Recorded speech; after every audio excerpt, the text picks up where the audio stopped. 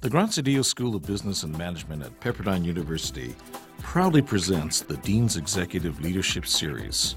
This podcast invites top business practitioners and thought leaders to share their view on the real world of business.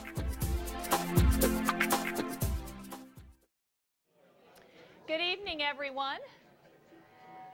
I'm Linda Livingstone, Dean of the Graziadio School of Business at Pepperdine University, and I want to welcome you to our Dean's Executive Leadership Series. This is the fifth, I believe, in our series this year, and the first time we've done one in Northern California. So we appreciate so much all of you being here and being a part of this.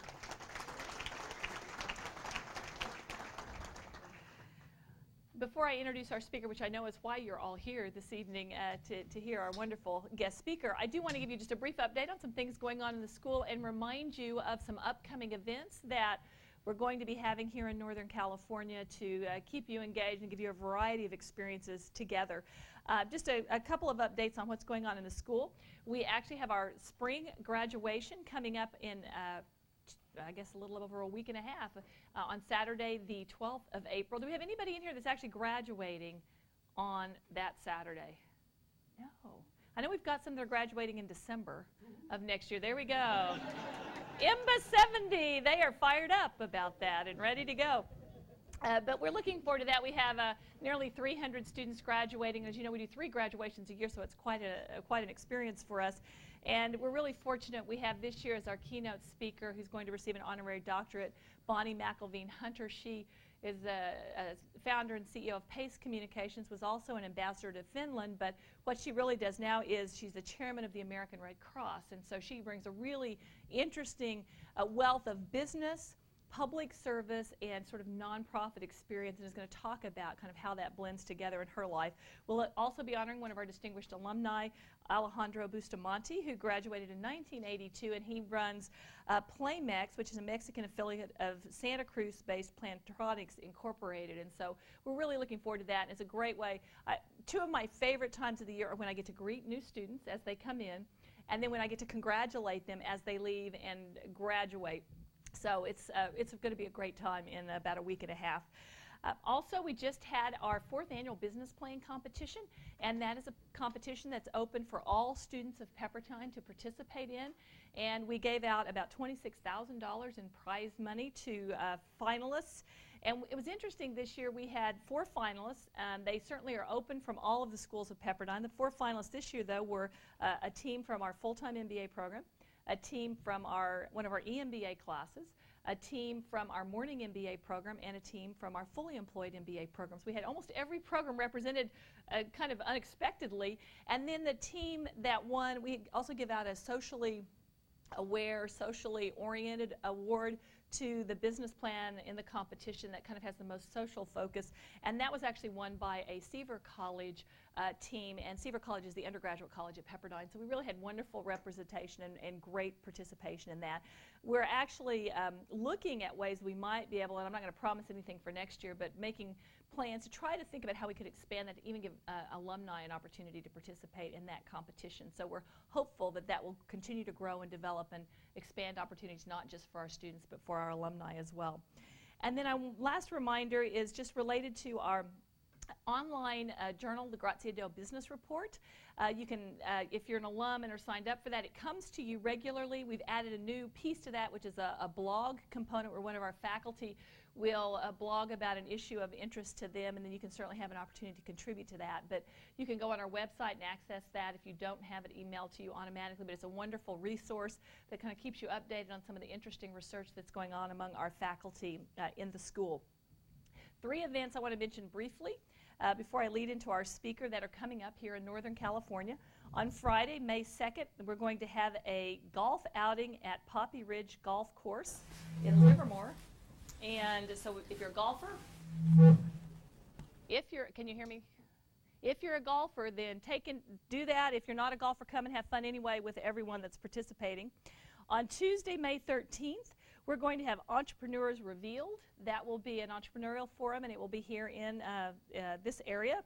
And then on Wednesday, June 11th, Ken Starr, the Dean of the Law School, is going to be speaking here for a broad Pepperdine event, and the topic of that forum will be on ethics, and that will be a wonderful opportunity, so I encourage you to be a part of that. So I also want to thank anyone who's a part of our Graziadio Alumni Network leadership group here. Would you all stand up and be recognized? Everybody who's a part of the leadership council here.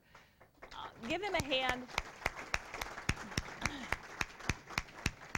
This is a great group. They have just put in so much time and effort to really build and grow our alumni base here and to bring opportunities to network and for ongoing education and just some fun things like the golf outing. So I really appreciate the time and effort all of you put in and really helping grow our network up here and continue to build the reputation of the Pepperdine name. Well, the reason we're all here is to learn about jelly beans tonight. And you see, you can't even say it without everybody laughing, can you, Bob? It's great. It's great. I was telling Bob earlier, our last Dell speaker was Bob Eckert, the CEO of Mattel. So we're just really into this sort of fun mode with our Dean's Executive Leadership Series. We go from toys to candy, and you've got to love it. So I've got some jelly bean facts for you. Now, not just jelly bean facts. These are jelly bean facts more generally, but I just don't know if you guys know these things. I think you should know this before you leave tonight. So April 22nd is National Jelly Bean Day. Did you know that there was a National Jelly Bean Day? It's amazing. On October 15th, 1999, the world's largest jar of jelly beans was unveiled. It weighed, any guesses?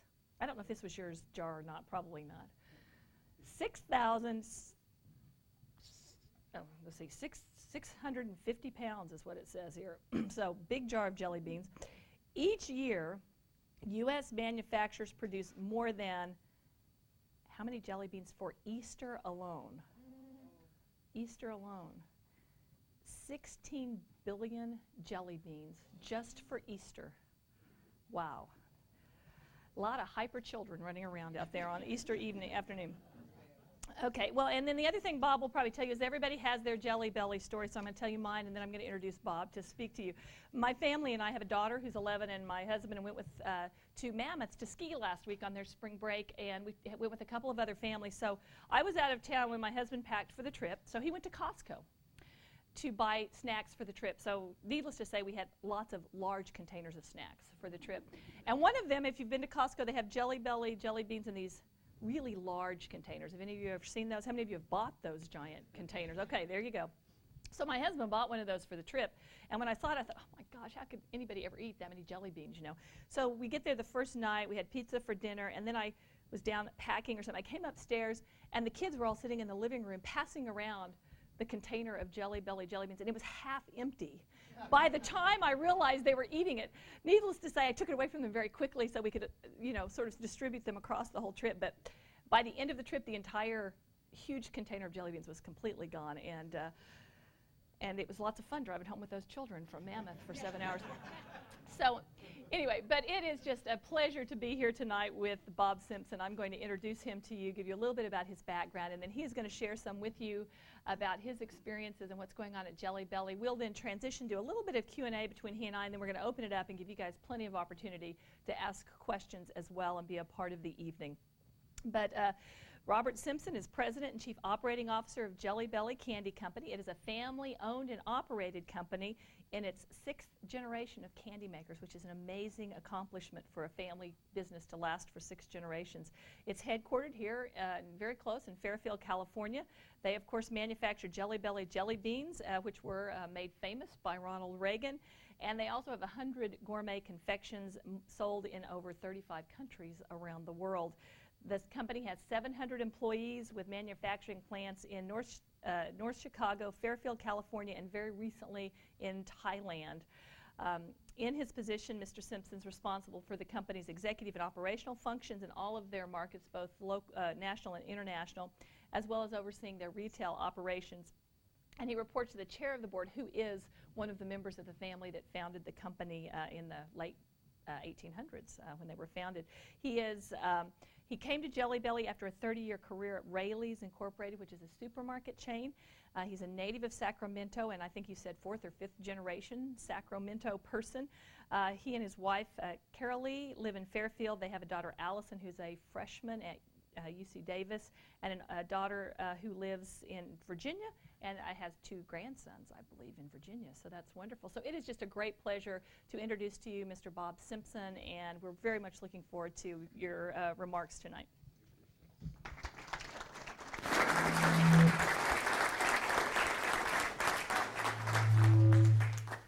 close together. We're too close together? Thank you, Dean Livingstone.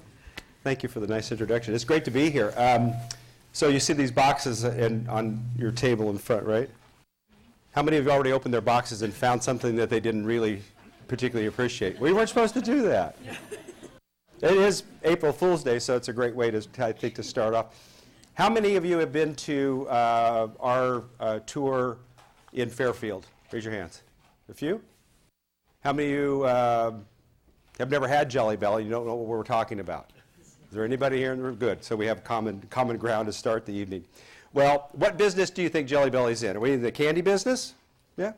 But, I mean, really, what other business are we in? Any ideas?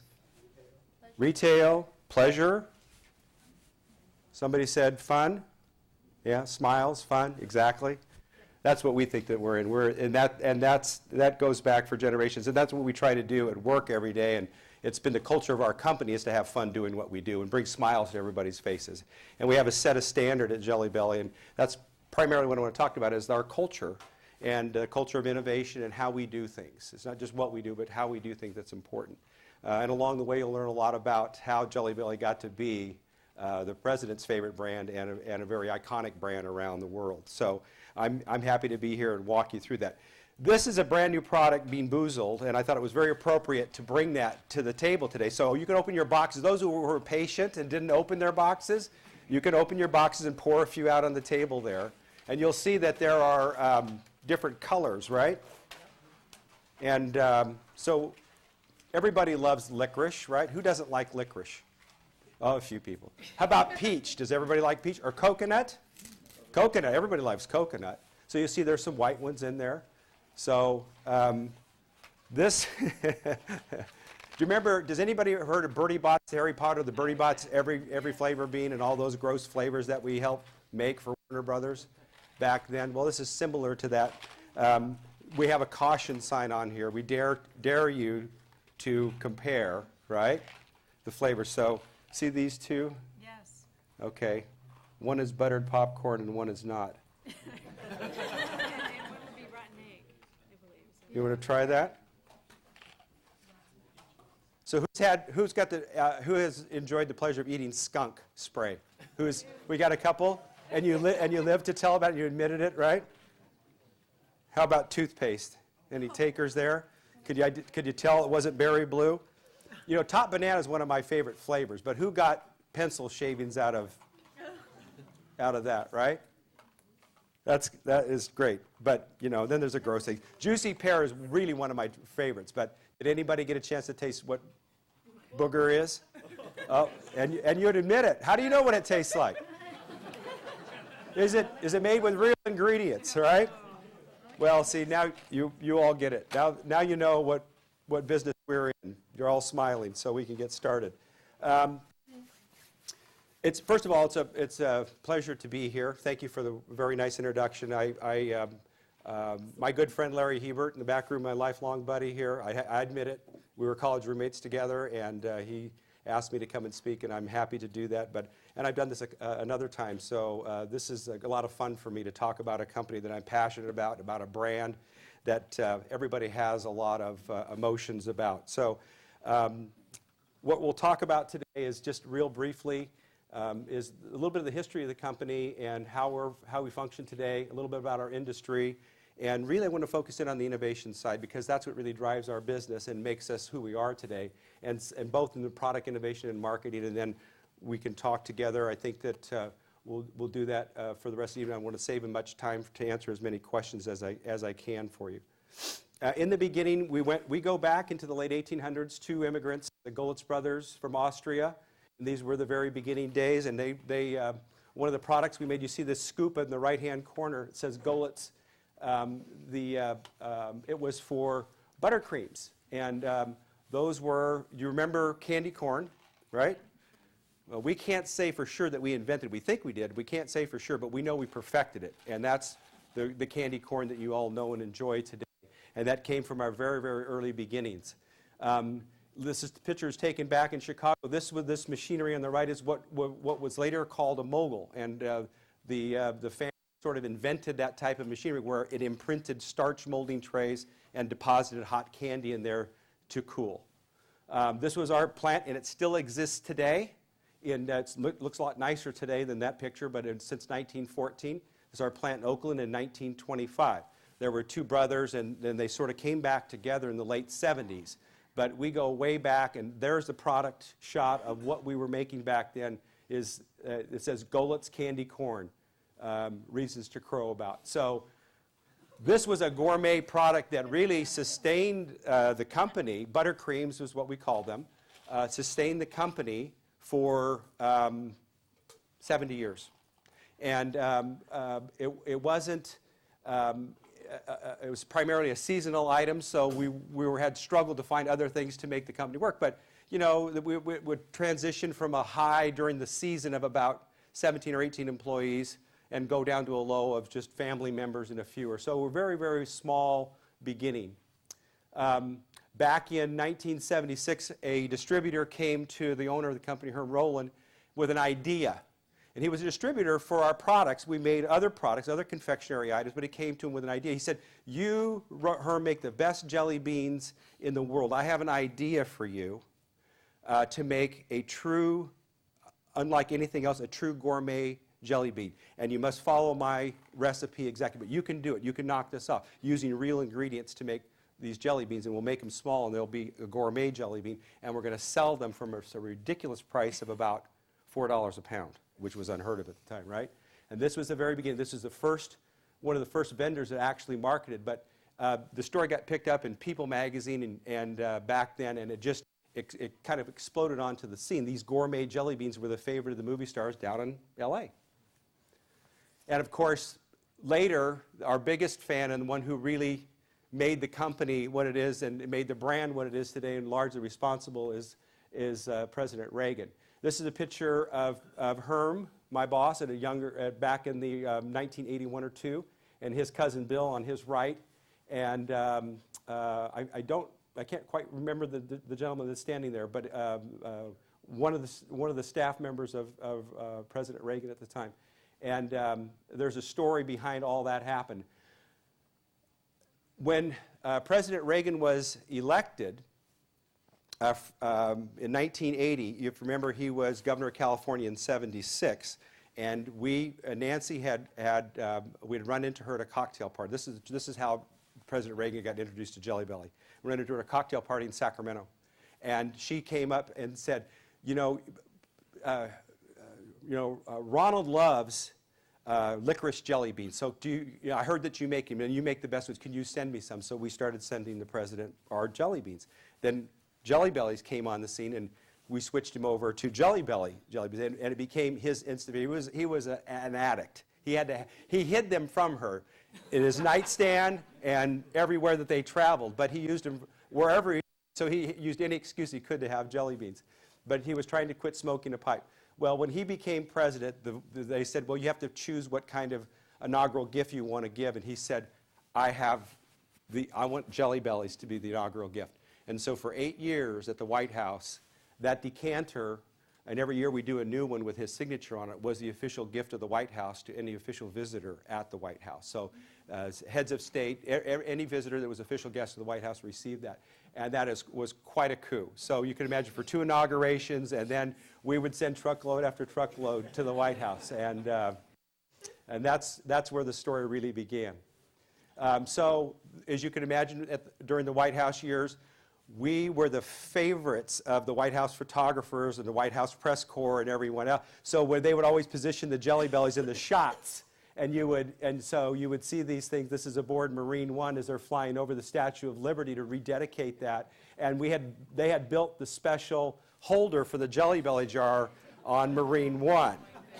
Absolute true story. And this is the shuttle Challenger with Sally Ride and that very historic space mission. And you may or may not remember this, but PR goes a long way from the president's office. But at that time, there was live satellite feed from all networks, right, from the White House with President Reagan doing the narration and thanking the crew and congratulating them on this historic mission. And he said, I have a special surprise for you. And they reached behind the commander's chair and they opened up the bag of Jelly Bellies. They filled the cabin up. and they were all grabbing them and eating them and stuff like this. So you cannot buy that kind of PR. It just doesn't exist. So no wonder that we were really behind. This is a picture of Herm and the articles in People magazine or Money magazine with the Jelly Belly story, the connection to the president, and it caused us to grow. Let me back up just a minute here. When in 1980, when word got out that the jelly beans that the president really loved were Jelly Belly jelly beans, that started down this path. We were about 2 months behind in filling orders at the time and keeping up and growing, but we were just a little small outfit, right? When word got out that these were the president's jelly beans, in 2 months our orders went off the charts. We were 77 weeks behind in filling orders, still taking orders, cash in advance, and had to cut it off because we had no way of fulfilling that. So you talk about creating a demand for a product. And and people were buying them and reselling them at 3 and 4 times the price. It was like it created a market for it. So it was nuts back then. We outgrew our facility in Oakland, and it was very much, we were on an expansion roll. I mean, we had to meet the demand, so we had to increase capacity. So we opened up a plant in Fairfield. At the same time, Herm and his cousin Bill, who had the family business going in Chicago, Herm went to Bill and said, you need to stop what you're doing and learn how to make Jelly Bellies, and I need to buy your business and bring the family back together. We need to get on the same page. We have a real opportunity at hand here. So today, this is Fairfield today, or in 2002. We have a campus of 4 buildings, including the visitor center in the top left-hand side there, and we have about 465,000 square feet. And this is just some shots of the panning operation, very much a state-of-the-art nutraceutical grade production facility that we're very proud to show anyone in the world. These are some of the panning operations. This is the family. Herm in the center, it's taken a few years ago, but his young son Chris on the left, and Lisa, and Herm Jr., and his sister Becky. So the 4 kids, the 5 of them, and myself make up the board of directors. So it's a family-owned business, and we run things to run them, and that's a good thing. There's Herm. He's a very hands-on guy, my boss, and we actually met to tell you how important it is for relationship building. And you always say, everyone said, well, how did you come to Jelly Belly from Rayleigh's? Herm and I actually played in a golf tournament. We were paired together, and we were partners in a Pro-Am event, and that's where we met and developed a friendship. I always was drawn to him because what you see is what you get. I mean, he is all out there. He doesn't have any agenda. It is what it is, and I was so refreshing to meet somebody like that was so honest and sincere about everything, and just had a passion for what he did. And so we met, and years later, an opportunity was presented to me by him to come on board with Jelly Belly and run that company, and so I was at the right place at the right time. This is our facility in Pleasant Prairie, Wisconsin, and we opened that in 2001. It's 235,000 square feet. And right now, this picture came to us this week. This is in Rayong, Thailand, and we will, I would say within the next 3 months, we'll be actually producing Jelly Belly. We're finishing the final stages of construction. Equipment has landed on the job site, and it will be functional and operational, and we'll be making candy very soon. Prayer Temple is in place. That's a very important thing. As we all know, travels to Bangkok. And Mr. Jelly Belly out in front of the building there, welcoming, but we're getting ready to start business over there. We'll talk a little bit more about strategically the decision to go to Thailand and what we hope to accomplish. So this is a recap of all of our facilities. 3 plants now, and 1 warehouse distribution facility in North Chicago. We also have 8 company-owned retail stores, and 2 of them are located at our visitor centers, and the rest are located in Northern California, Vacaville, Folsom, Sacramento, and Salinas.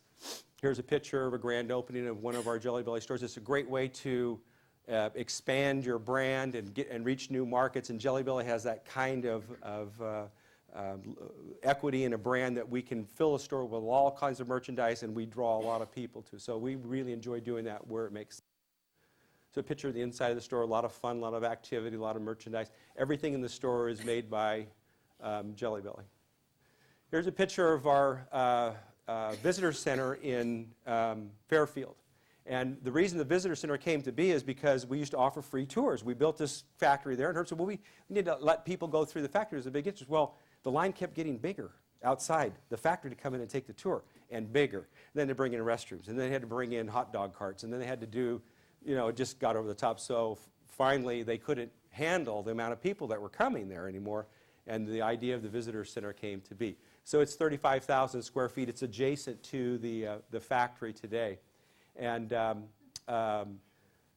this is our warehouse in Pleasant Prairie, Wisconsin. Now, what's unique about that is us doing a tour in a warehouse, because that's what it is. And when I came on board, Herm says, well, we're going to put a tour in the warehouse. And I said, well, going to put a tour in the warehouse? Yeah, we'll get a train, and we'll decorate it up, and we'll hang some beans, and we'll do a audio-visual presentation. We'll show them how it's done. We'll make it real fun, and they'll come. I said, this is in Pleasant Prairie, Wisconsin. It is in the middle of nowhere. I mean, it is not even close. It's not close to anything. And so we did all that, and opening weekend, we had about 50,000 people show up between Saturday and Sunday. And today, 250,000 people come to our warehouse to take the Jelly Belly tour. And we have a little retail store there. Shows you what I know. So the power of Jelly Belly, and build it and they will come. So I thought just share a couple of interesting facts about Jelly Belly and where we rank. We're not a big company. We appear to be much larger than we are. We rank 54 in the world in terms of confectionery companies. Cadbury Schweppes was at 10.5 billion, and we're down there someplace lower than that. Real briefly, I won't bore you with a lot of statistics. It's just important to know that the total pounds of confections sold at retail has increased over the last 5 years. And the retail performance of jelly beans at some of these major channels or points of distribution or classes of trade continue to grow. Gum and candy is very powerful among all the popular categories, third only to milk and carbonated beverages, certainly ahead of salty snacks, cereal, ice cream, and cookies in that category. It's most frequently purchased, third of everything, again, behind carbonated beverages and milk. And interesting to know that seasonal candy represents about a quarter, 25% of all candy sold for the year. So that's a very important, those holidays are very important to the industry. Products purchased second only to magazines at the checkout is gum. It's not a planned purchase, it's very much an impulse purchase, and it ranks very high. And now just a little bit more. Jelly Belly represents about 85 to 86% of our total business, but we also make 100 different types of confections. Gummy and soft confection panned items, licorice pastels, mellow creams that we talked about, candy corn, a number of those things. So Jelly Belly is just one of 100 different kinds of candies that we make. Here are some other things: blackberries and raspberries, malt balls, Dutch mints, all kinds of gold tie top, very much dedicated towards the specialty classes of trade. The retail specialty stores and candy stores is where you'll find products like this. And Jelly Belly is the endorser brand. It used to be Goletz or the Herman Goletz Candy Company, and Goletz didn't mean much to a lot of people where Jelly Belly did, and so when we made the change over and used the power and strength of Jelly Belly as it translated into these other confection items. So there are 50 official flavors, and I think there's got to be a flavor there for you, right? If it wasn't in Bean Boozled, then it's someplace here. How many have a favorite flavor? Does everybody have a flavor? What's your favorite? Green apple. Oh, that's interesting. That says a lot about you as a person. Who's sizzling cinnamon? Who likes that? Oh, there you go. The wild side. All right. Anyway, there's a flavor for everybody. Sold about 40 million pounds in 2007. There's 16 billion jelly beans. It's funny you mentioned 16 billion sold at Easter. That's what we make a year, is about 16 billion. So about 66 million a day, 4.2 billion means an hour, 70,000 a minute is what our manufacturing capability is. So how far will that take you? Let's do some math here. You guys are all smart, right? You're all MBA students. You ought to figure this out. How far, if you put these jelly beans end to end, right, and touched them end to end, how far could you go on 16 billion beans? Any idea? Could you make it to New York? Oh, yeah. Moscow? How about around the world? How about to the moon? That's true. And I got my little cheat notes down here. 20 beans per foot, 105,600 beans to do a mile, and then it just goes on. And so you could go, my calculations, you could go 252,384 miles on 16 billion beans put end to end, and it's only 239,000 to the moon. So that's pretty good, huh? That's a lot. That's a lot. It's fun. Our sales organization, we have 4 segments of sales channels that we focus on. Specialty, which is more of our distributor and broker network, candy stores, gift shops, department stores, all the types of non-traditional. National is brokered sales for food, drug, mass, and convenience stores. Corporate sales focus on our key accounts like Costco, Walmart, Target, Whole Foods, Trader Joe's, and the dollar stores. International is the rest of the world. And international represents about 12% of our total company sales right now, and we'll talk a little bit more about the reason for Thailand in just a second. Of our international markets, Canada, UK, Germany, Australia, and Korea are our top 5 markets, followed closely and gaining ground China, Japan, Denmark, Taiwan, and France. The specialty business, to give you an idea of what we call specialty and how we segment the products for the market, is through package differentiation. And so this is all upper end, and this is all highly package-driven and great graphics, something that you'd find in the gourmet candy stores. And there's our gold stripe line with other gift items that complement those things. Again, those products are reserved specifically for the gourmet classes of trade. National is our Bonanza look. And it's a very fun graphics that are designed for food, drug, and mass. Some other examples of some packaging that we use there, and you'd find these in all the supermarkets, the drug centers, retail stores, Walmart, Costco, etc. International takes a combination of several of those packaging types and to use for their individual markets. As you might suspect, there's a lot of regulations and requirements on labeling and nutritional information that we have to do to adapt to the market. The distributors that we sell to are the ones that are really responsible for making sure that we are in compliance. And you can also imagine with doing import and customs clearance for all those products when you're selling in almost 40 countries around the world. It's a big ticket job. Corporate sales, again, I mentioned Costco, Target, and Walmart, etc. That 4-pound jar is similar to the one that you see right there. We also do a fruit snacks item for Costco. Some of you have seen it. We're redesigning. This is the redesign of that package. Innovation. So what drives sales? It's in our industry, in the candy industry, it says that new products are responsible for almost 1/3 of all the annual confectionery sales. So if you're not coming up with new ideas and new trends and getting on the shelf with new products, you're missing a huge opportunity, and you're probably going to find yourself down on the bottom of the list when the retailers are looking for items to let go of to make room for the new items. So you've got to either lead or get out of the way, and we choose to lead. Jelly Belly was ranked in our industry as tied for 6th amongst the top 10 confectionery brands for perception and relevancy. And I think that's important to understand, to just keep your items fresh, all the PR and the launches that we do. We already talked a little bit about Birdie Bots, and that kind of started us down the path to some great, what I think are some great flavor things, some challenges that we had. I have to stop and tell you the story of how we got dirt, because it's a story.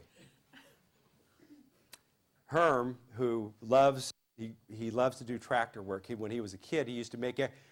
When he was working for in the family business, and he started at 13, and he worked alongside his grandfather's side and then his father's side. That's how he learned the business. And but they went through lean times. I mean, there were times when the company, the suppliers would say to Herm and the family, you know what? You know, when you get paid, you settle up with us then. The sugar suppliers, the corn starch and syrup suppliers.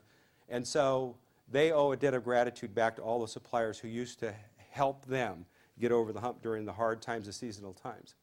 But anyway, Herm did tractor work because we wasn't working all the time, so he'd make an extra bucks on the weekends by running his tractor, and he loved that stuff. So he knows dirt. So when we were doing this Harry Potter thing, I said, well, you need to develop dirt, okay? So in his mind, because he's our chief innovator and flavor expert in terms of quality control. So he knows what he had in his mind. And so we got Ambrose, who is our food scientist, that he is extraordinary. Everybody in our company is expendable for this guy, except Ambrose, because he is the guy that can make anything. He can knock off anything. And so we were talking about making dirt. So Ambrose goes, and we always do this test run where he produces initial batches, and then we taste it. And we get a panel around, and we taste it, and we give feedback. And nothing goes out of it until it's a wow. It's got to be a 10 or above. It's got to instantly, you go, oh, wow, that's the real thing. That's it, So we picked up dirt, and Herb picks it up first, and he tastes it, he goes, and he spits it in his hand, and he goes, God, what is that? And Ambrose says, dirt. And Herb says, oh, that's not dirt. That tastes like crap. That tastes like Ambrose was insulted. He said, not crap, dirt. Herb says, that is not dirt. He said, where'd you get it? He said, it's dirt, like dirt like mushrooms grow in. Like mushrooms grow in? No, that is crap. Jesus, Ambrose. Ambrose is from Hong Kong. So you have to be careful how you communicate with him. So Herm went out to the field, and they got some adobe red dirt. He rubbed it, and he smelled this. You got to smell just like this, and it's got a taste. It's got a little clay in it, and something. So the next tasting, we got a little closer, and then we got dirt. And I mean, dirt is dirt. And so here's a little trip. You know how we combine flavors and make recipes with all these things that we do? That's a lot of fun. So we make grass, too. So when you combine dirt and grass, what recipe is that? What does that give you? Everybody knows that. Sod. Who said sod? There you go. Sod. Baseball season, right? But our dirt is good. And that's kind of what was the fun of Bertie Bott's flavors. That's how one flavor, I won't tell you how booger got developed or vomit or any of those other things. So Bean Boozled, you've tried here, and that's more of the fun. We pride ourselves in being able to capture the essence of any of these flavors. It has to come across. Your sensory perception, your tongue picks up sweet and sour and savory and salty, right? But sense of smell is actually more crucial to what it tastes like. If you don't believe that, then plug your nose and chew something, and you won't taste anything. And let go, and instantly it comes across. So when we do dirt, it had to smell just like dirt. That's probably the real trade secret in how we do things, because it's almost more important. Now, if you don't believe that, you have this ones that look like peach, and what's the other one? I've got to get my glasses out. Jesus. Vomit. Okay. So I will.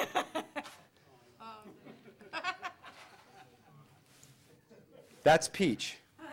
Okay? That's the trick. Smell it first. And that's vomit. You don't want to smell that. That's the little trick, because it does release, it does have an odor, but that's how these things are such true to life. And we've had a lot of fun with Bean Boozled. Now, who got a chance to taste baby, right? Baby wipes? Huh? The real thing? Were they used or unused, baby wipes? They were clean, right? We insisted on that, so. See, you're laughing. That's what it's all about. So we showed you all those. This has been fun to do. These are the real flavors. 10 popular Jelly Belly flavors: caramel, corn, juicy pear, cafe latte, peach, right?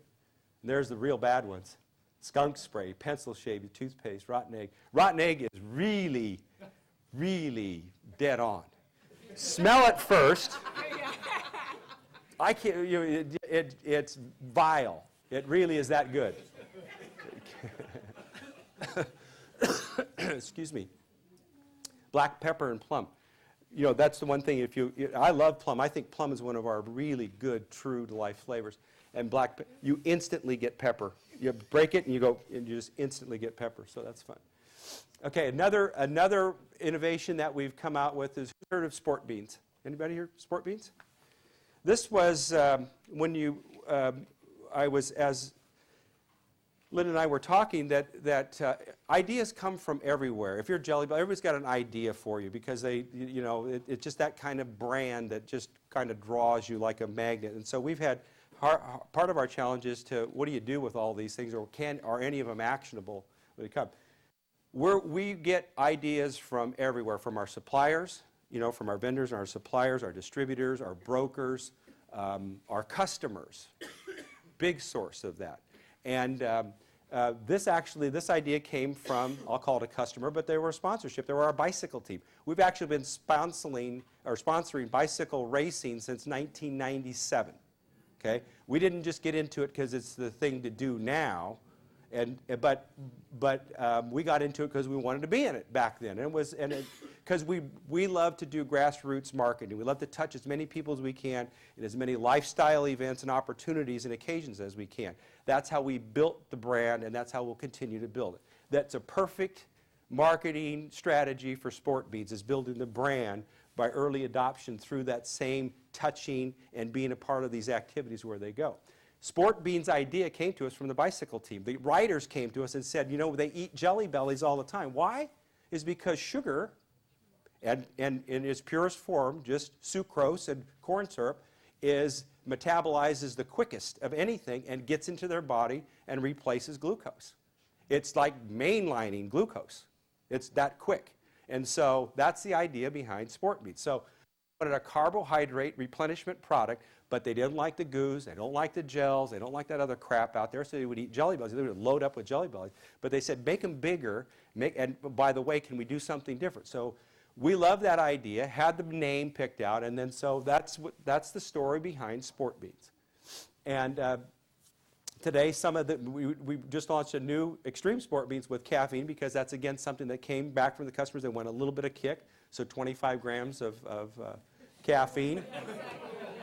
So you have electrolytes, caffeine, right, and sugar and vitamins. I mean, we pretty much will cure anything.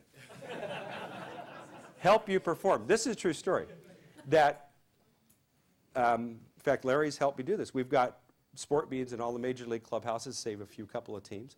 But they use it. Why do they have them there in the visitors and the home team clubhouses?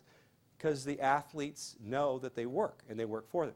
You need to keep your glucose levels high. As soon as they start to drop off, you lose your ability to concentrate and to focus and to perform at your highest. It's been a trade secret of all the marathon runners and cyclists for years and years and years. They all know that. They all get that. But the general consuming public doesn't. So that's been our challenge. Is the early adopters are the people, the users, that group, the professional athletes that know it and appreciate it and understand it because it works for them. So that was how we got started. We also decided that we're a candy company and we wanted to be credible in the world of fitness and nutrition. So how does a candy company come across and say, oh, it's Jelly Beans, this can't be considered serious? We decided to clinically test, and we knew there was some science behind the product, but we wanted to make sure that it did work as we wanted it to. So we had it tested at the UC Davis Medical Center, and that test resulted in affiliation with Dr. Liz Applegate, the director of sports nutrition at UC Davis. And we were able to determine that our product outperformed the competitive set, the goos, the gels, and certainly better than water. Not by much in certain areas, but it's the delivery part that was important. It wasn't sticky, it wasn't gooey, and it tasted good, and you got it into your system, and it broke down and was proven to be very, very effective in doing what we do. The media fell in love with this whole idea of a candy company doing Sport Beans, and so PR has been very good to us from the Reagan days, continues to be very, very good to us, and so these are some examples of that. Fruit snacks, getting back to another thing that we've just done with Costco, is we started off with this version. They loved it very much. It's a co-branded Kirtland signature item, but we moved more into I think, a more healthy, nutritious, more appealing packaging line and not so much of a juvenile line. It's the same product presented in a bigger box and utilizing the same flavor profiles. If you haven't tried these, this is a wonderful product. It's made with real fruit juice, not just saying that it's natural. It's made with real fruit juice. Sunkist is a product line that is our first acquisition. And normally we've developed everything in and had organic growth in the company, but it's the first time. And as I was telling Linda that the reason we acquired Ben Meyerson Candy Company and the Sunkist brand is family connections. The industry is filled with family stories. I mean, there actually is a Forest Mars. And there are people like this, you know, Milton Hershey. There are people and families that have started these businesses generations and generations ago. And Sunkist was the very first, it's a co-op, but it licensed, this was the first license to the Ben Meyerson Candy Company to make Sunkist fruit gems. That was the first license they extended. Today, the Sunkist brand, as you know, has about almost $3 billion worth of sales. More than 55% come from its licensed products and not from its core fresh fruit. So to give you an idea what you can do with a very powerful equity you have in a brand. And some other pictures of that. We've had that for a year now, and it fits very nicely into it's easy for us to make and distribute amongst our candy distributors. It adds a lot of value to our line. But it all got back to family relationships and what we've done, and that's how we acquired that company. Customers come to us with requests, and that's the story behind this natural product line. Whole Foods came to us and said, would you make a bean, you know, with natural flavors and no artificial color? And so that's the story behind how this product came to market. It's a premium price market. The same thing with Marks and Spencer, who had no GMOs. They had a laundry list. If you can make products for Marks and Spencer, you can make product for anybody in the world because their standards are so high. And we were able to accomplish that, and we're very proud of that fact. And today, the product over there it's just flying off the shelves. And so, again, it's a tribute to our product development and our commitment to doing what the customer expects and beyond. This product is doing very well at Whole Foods. They're going to see it roll out to all of their stores, all their divisions across the country. Some co-branded items that have had some success: Soda Pop Shoppe. Jelly Belly is the endorser brand, and then Cadbury, Schweppes brands of A&W, 7-Up, Orange Crush. We're doing very well with these things because the combination of the two have a lot of equity together. So we're seeing in product development, in innovation, using these things as very much a key to us. So we're combining that and seeing some success with that. Another example is they sell for $1.99 or $2 or 99 cents. You can't keep them on the shelf. We've had the guy in China was making the little bottles because that's the only place you can get them made. We just keep up. Smoothie blend. Sometimes when you're making new flavors, combinations of flavors, we have our recipe ideas where you can combine the two things and you get something different. This was everybody gets smoothies. Everybody's been to Jamba Juice and all the other things. It's a very thing. Those are really, really good, and we've had a lot of success with those. We've added that as a flavor mix to some of our other mixes out on the shelf, and it continues to form the top 3 of things of all we do, and that's a new item that just came to market last year. And we're always working on the next thing. So next month you'll see us launch, who knows Cold Stone Creamery? Everybody been to Cold? What an incredible franchise that is, an idea that is. And they came to us, the power of Jelly Belly, and said, you know, they wanted to give us a license so we could make this thing because they wanted to use it and how to promote their brand around the world. And so we've been working very hard with them. They're great people to work with. But what do you try those flavors? I don't have any because they're in production right now. I mean, they're just dead on. We work painlessly to capture those flavors. There's 5 flavor mixes, and you'll see that come to market next week. So what are the other things that you do? That's all on the product side, but what do we do as a company to get behind the brand, to get behind the product? Well, I think we do that, and we complement that very well. We're always thinking about how to touch the consumer, how to better promote the brand and everything. That's why we appear to be much larger than we are.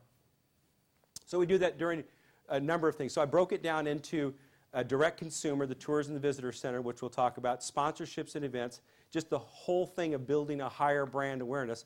Did anybody want to take a stab at our unaided brand awareness in the United States? Let me just tell you that what, Coca-Cola is what?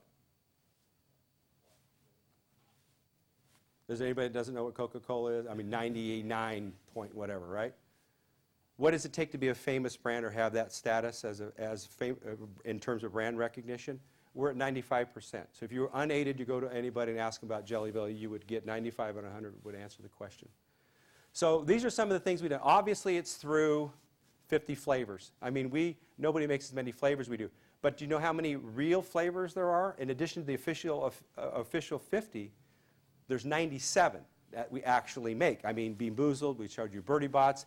There are sours. There are a number of other things that we do seasonally that we have established, and other new brands that haven't made the list, kind of the rookies that try out. And every so often we look through here and decide that, let's move something out and put something else in. Pomegranate is just going like this. We just launched chocolate, which is made with real chocolate, and it's going off the charts. So someday they may make the official list. The biggest thing that I think that we do is promote ourselves directly to the consumer at the visitor center. I mentioned to you before that we do 500,000 guests each year come and take the tour in Fairfield. And this is an example of a typical day in the summertime when we'll have 2,500 people come and take the tour.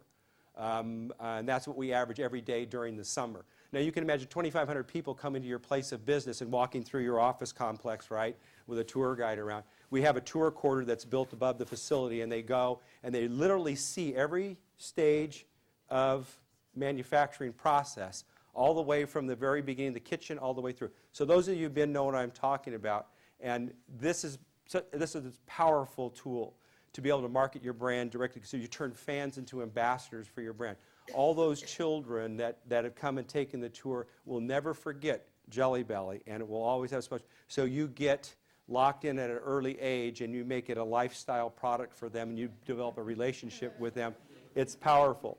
But it all gets back to grassroots marketing, and wherever you can touch people, you do it.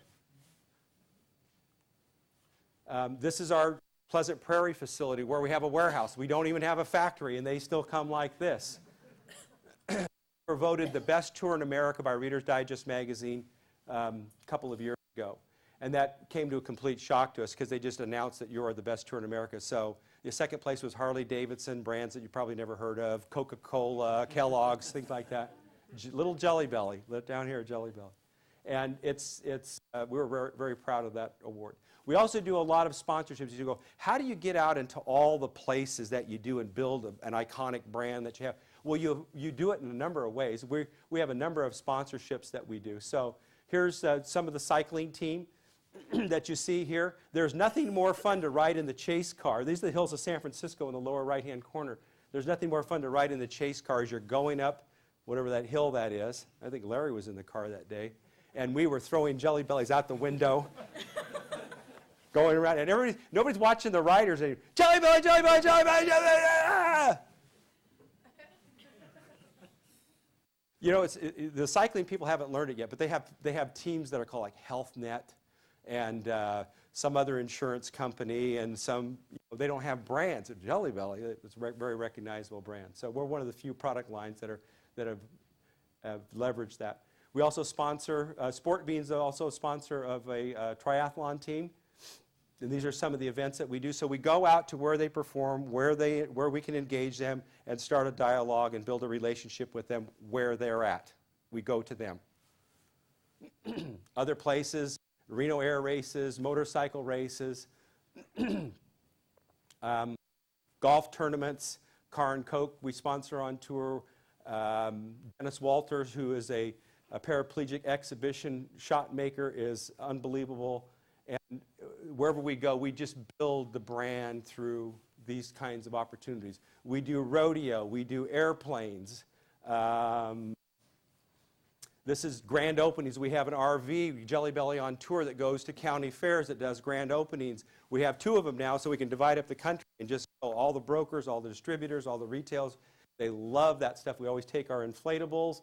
We fly the blimp. We put out costume characters. We do whatever we can to promote the brand. And we'll wrap anything. We'll wrap your house. We'll wrap your neighborhood. And we do. And all of our salesmen, this car on the left-hand side, drive that car. If they don't drive, they don't work for us if they don't drive that car. That's their job, is to promote the brand wherever they are.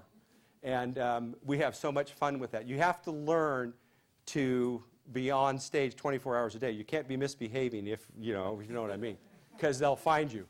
But we've been in Sydney, Australia at the Olympics, and I was just in London 2 weeks ago, and we got to, those are real taxis that are logoed up. You should see the looks you get as you're riding around London, you know. And you better have candy to throw out because they've all got them trained to do that. So we have a couple of different planes that we sponsor. That biplane on the right-hand corner is ours. This is a guy that does exhibitions. Literally, that plane is very cool, right? It falls apart. He's one of these kind of guys where a part falls off and he's flying like this and you look like he's going to crash. It's unbelievable. Ken Peach is his name. He's unbelievable. And we have a P-52 Mustang that we fly up in Reno. We've got motorcycles. This bean machine is something that we actually gave to Herm for his birthday. We had to do something fun for him. It says, "Bad to the bean." The bean machine. That's fun. So we have fun in all we do. Some ways that we do print advertising, using our sponsorships to promote, so it connects back together, I think, is a powerful message. All the sport beans, we talked about the clinical research. Those are our athletes that ride for us and that run for us on the triathlon team and the cycling team. And whenever we can, we send the message, get real, get Jelly Belly, get the original gourmet jelly bean, true to life. Wherever we can send that message, we focus on it. We do it in all of our promotions. Here's some examples of promotions. This is important. We do everything ourselves. We don't have a promotion agency. We don't outsource our creative. We do all of our packaging design. We do all of our creative layout, our ad work. We don't outsource any of it. I have a creative services department much bigger than this room right here, and I think at last count there were 8 or 10 people in there, and they're all kept very, very busy doing things, whether it's trade publications or working on packaging design or promotions, the web.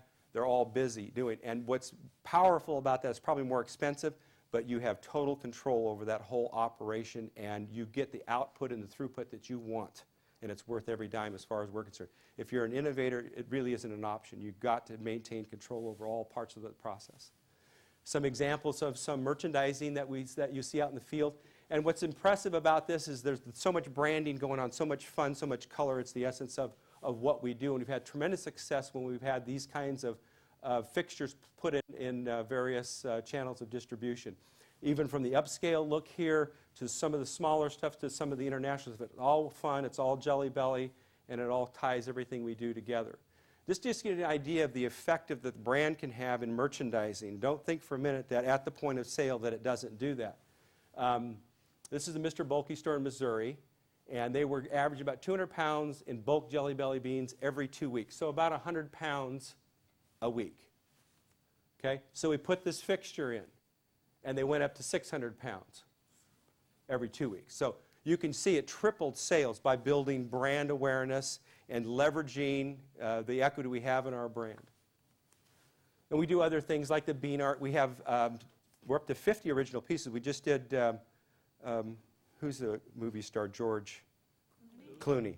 And we were down at the Hollywood, the Globe Awards, and at the Academy Awards. And they have all these pre-holiday parties and stuff. So his agent had asked that we do a piece for him and do that. And so we have all these pictures, and so there's his bean art, George Clooney, classic. He's got like a tuxedo on and everything. And all these women were coming by, and they wanted to kiss him.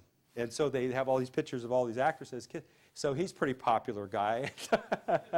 But we've done everybody from Ronald Reagan to Elvis and stuff. These don't do it justice. If you ever come to the factory, you'll see the original art. But we have 50 pieces, and it travels all over the world. It goes to grand openings. We did the Queen in England when she had her anniversary. We did a special thing, sent it there. It got all kinds of publicity. We just love to do that. It reminds people of the fun of our brand. I think recipes is another example of something you can do with your product. Who would have thought by combining 2 flavors to get a 3rd flavor and what you could do with it? We own the protectable rights to this concept. Okay, it's trademarked. And what we do is when you see bean plus bean equals lemon meringue pie or cafe mocha or candy apple, banana kiwi pudding. I mean, it really, I mean, we work so hard to get to capture the essence of flavor. It really works. And so we've even made promotions about recipes. But that, to me, that just shows you the innovation that you can accomplish or you can do when you've got a fun product like ours that is really true to life. And licensing is another extension of our brand that we do. We hired a licensing company 3 years ago, and so we're getting, I've got 28 licensees. I need to update this, but it's for products all over the world. It's both for consumables and non-consumables. You'll see things like bundt cakes, drink mixes, dessert sauces, and all kinds of candy canes, things like that. Consumer products, games, perfume, pillows, puzzles. I mean, all those kinds of little things that you'll see, and they're appearing on the shelves right now. So it's our 3rd year, and it's growing. We have tremendous interest in anything that's Jelly Belly. It has such a big appeal, and it just amazes me. It just, it's amazing to see. It just shows you that the power of our brand and the equity we have in our brand and how it translates into other product lines. So now we have 14 categories of products registered in almost 60 countries right now. So we've made the attorneys very happy. I think in conclusion, I want to say just a couple of things. Is how do we do what we do? I think that we live by certain rules. The thing that we've always said is our brand is that's our insurance policy. That means everything to us at Jelly Belly, and we understand it. It's what pays the rent. It does everything. And so it's our promise to the consumer that it's consistently good the same time every time. We won't let anything out the door. We'll never compromise quality. We'll never take any shortcuts.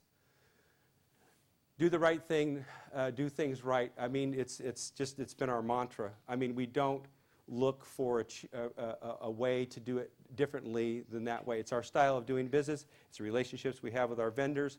It's just who we are. And if you're not going to do it the right way, don't do it at all. There's only one way to do it. And so we all get that. It's something that we've learned over time. It's part of our culture. We are obsessed with perfection. We'll do 98 things right, perfect, but we'll only focus on the 2 things that we can do better constantly as our gauge and setting the bar for that perfect promotion. We are our own worst critic. We'll pick everything apart and we'll decide what could be done better. And so I think that's another thing that's part of our culture. We're very inclusive. It's a collaborative effort. I said that everyone's a salesman, everyone's a marketer. Nobody wants to figure out what they do over in IT because they can't, but everybody can figure out how to sell and market Jelly Belly, right, that works in the company. So it's very inclusive. I think that the best things that when we look for people to hire and bring on board, we want somebody that's going to contribute to us, somebody that's not going to look to take credit or place blame, somebody that doesn't have a personal agenda, somebody who wants to contribute to the success and be a part of the team. So we tell them to leave their scrapbook at home because they won't find a place that's comfortable, be a comfortable fit for them at Jelly Belly. So the last thing we did is create for our employees was a way to, new employees was a way to adapt the culture of Jelly Belly. And so we send them to Jelly Belly University. So everybody that we hire has to go out to the factory and spend 2 weeks, and they learn, and they actually do the work, learn how to make Jelly Belly. And they get it, and they understand it, and they understand what we do and why we do things the way that we do. And I think that that's been a huge successful program. We won't compromise that, and we're even talking about a graduate school, Jelly Belly University, where they learn more about marketing and salesmanship and things like that. We've got to develop that. So anyway, that's what I have, and hopefully I enlightened you a little bit about what we've done at Jelly Belly, and we'll do some questions and answer stuff. All right? Thank you. Thank you.